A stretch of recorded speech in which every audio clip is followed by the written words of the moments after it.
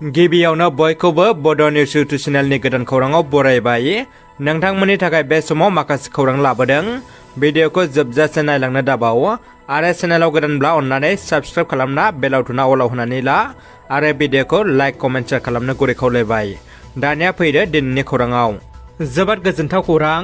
बर' हारिनि गेजेराव फिन गावनि थोंनै आथिंनि जादुजों नर्थ इस्ट इउनाइटेड एफसि क्लाबनि आन्डार 15 हानजायाव सायख'जाबावदों 14 बोसोरनि रुबुं दैमारिया। रुबुं दैमारियानो जाबाय उदालगुरि जिल्ला हरिसिंगा सेनं बालिस्ता गामिनि बिफा महरसा दैमारि आरो बिमा सिमे दैमारिनि आंगो फिसाज्ला। रुबुं दैमारिनि नर्थ इस्ट इउनाइटेड एफसिआव सायख'जानाया उदालगुरि जिल्लाजों लोगोसे बर' हारियाव गोग्गानाय लाबोदों। अनसाय बिथांखिजों लोगोसे मन्त्रि इउजि ब्रह्मआ जि दानाय लुनायाव नांनाय आगजुफोर राननानै होदों। बाक्सा जिल्ला सालबारि महकुमानि बेन्दोंनि लोक्षी बाजाराव थानाय खामारदैसा लोक्षी बाजार नबलाङाव मन्त्रि इउजि ब्रह्मआ आसाम सोरखारनि जोहै SOPDG 2022-23 मायथाइनि जि दानाय लुनायाव नांनाय आगजुफोर फारियै माखु, तातसाल, इसान, साथाल, जिक्वाड एन्ड लुम एसेसरिजफोर राननानै होदों। मख'नो गोनांदि बेफोर दानाय लुनायाव नांनाय आगजुफोरखौ आसाम सोरखारनि जोहै SOPDG 2022-23 सिङाव थानाय ककलाबारि हेन्डलुम मडेल प्लेसनियाव राननानै होयो आसामनि मन्त्रि इउजि ब्रह्म बिथाङा। दानाय लुनायाव नांनाय आगजुफोर राननायजों लोगोसे बिटिआर सोरखारनिफ्राय अनसाय बिथांखिनि जोहै 5,000 रांनि चेक राननानै होनाय जायो।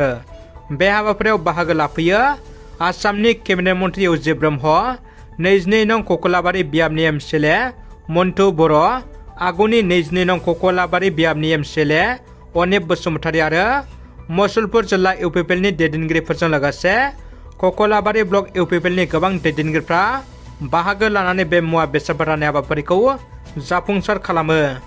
BPMनि सायाव गोख्रों नोजोर होदों रन्जित बसुमतारी बिथाङा। थांनाय 17 बोसोराव BPF सोरखारा BTCआव समाज गुबुंले जानाय जौ जुवा ड्राग्सनि आमदानि खालामदों होनना गोख्रों नोजोर होदों बिथाङा काम्फा बरगयारिखौ रायनो गोसो गैला, मानोना काम्फा बरगयारिया इउपिपिएलआव जइन जासिगोन। नाथाय जेब्लासिम काम्फा बरगयारि बिथाङा BPF डिउलाव थागोन बिथांखौ रायनो गोनां जागोन होननानै रन्जित बसुमतारी बिथाङा खौरां बिजोंनि गेजेरजों गोख्रोङै बुंदों। गोजोनथाव खौरां। बिश्वनाथ जिल्ला गहपुर हालामनि सिङाव थानाय हालदैबारि गामिनि बिफा सागाम बसुमतारी, बिमा बिमला बसुमतारीनि फिसाजो मिस सनिया बसुमतारी नाजानायाव अरुणाचल प्रदेश हलंगिनि मिस जावा नानसिया कलम्बस श्रीलंकायाव जानाय IIGF 2023 मायथाइनि इन्टारनेशनेल डान्स चेम्पियनशिपखौ सेथि थाखोआव देरहाबोयो।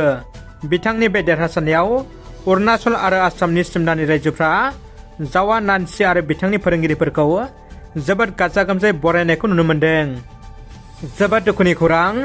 जाब्रबथायजों 40 फरायसाफोरनि गोब्राब जोखोम जादों।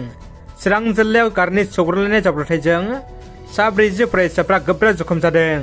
चिरांनि काजलगावआव बास आरो बलेर' पिकआपजों सौग्रावलायनायाव बासनि 40 फरायसाफ्रा गोब्राब जखम जायो। दायो जखम जानाय फरायसाफोरखौ काजलगावनि जोहोलाव सोमला बसुमतारी देहा फाहामसालियाव थिसननानै फाहामथाय होगासिनो दङ।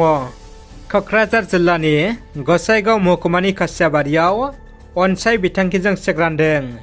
बिटिआर सोरखारनि फिन बाख्नायथाव खामानि।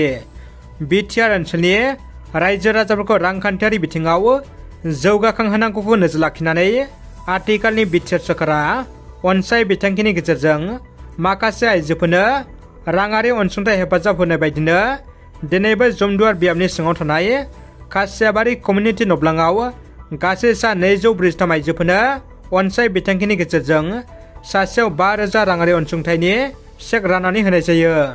बे चेक राननाय हाबाफारियाव गसाइगाव बिधानसभा बियाबनि MLA जिरन बसुमतारी बिथांजों लोगोसे बिटिआरनि मावफुं सोद्रोमा रेवरेवा नार्जिहारि, जमदुवार बियाबनि TCLCC मासिगिरि निरद नार्जारि बिथांमोनजों लोगोसे BJP आरो इउपिपिएल दोलोनि दैदेनगिरि बिथांमोनखौबो बाहागो लानायखौ नुनो मोननाय जायो।